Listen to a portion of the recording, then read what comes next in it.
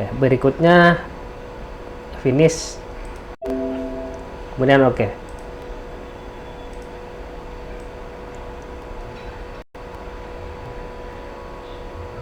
Oke, sudah berhasil ya.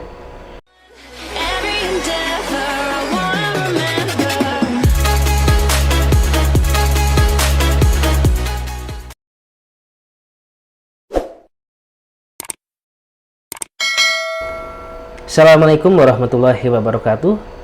Jumpa kembali bersama saya Rohiman di channel Rohiman Tutorial. Kali ini saya akan sharing sedikit kepada teman-teman, yaitu bagaimana cara memisahkan tempat dan tanggal lahir di Excel. Oke, ini adalah data tempat dan tanggal lahir ya. Penulisannya lengkap. Oke, saya sudah siapkan 70 tempat dan tanggal lahir. Kemudian akan saya pisahkan, tempat lahir nanti akan tertulis di kolom ini, sedangkan untuk tanggal lahirnya nanti akan saya taruh di kolom sebelahnya. Sedangkan untuk tanggal lahirnya akan saya taruh di kolom sebelahnya. Nah, caranya yang pertama adalah teman-teman silahkan blok dulu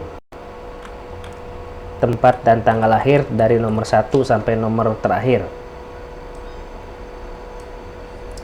Jika sudah diblok, silahkan kalian pilih menu data. Berikutnya kalian pilih text to column. Kemudian pastikan ini yang di checklist adalah delimit. Berikutnya pilih next. Kemudian karena ini dipisahkan dengan tanda koma ya, silahkan kalian checklist yang koma ini. Yang ini kita hilangkan. Kemudian pilih next. Berikutnya silahkan pilih date. Nah, pada kolom destination, nah, E itu kita ganti dengan F.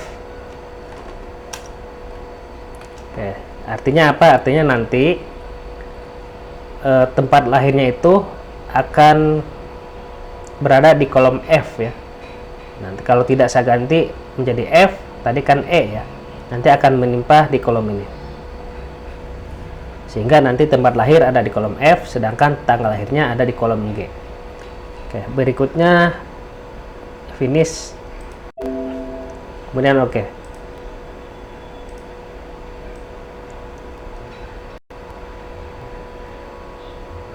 Oke, sudah berhasil ya.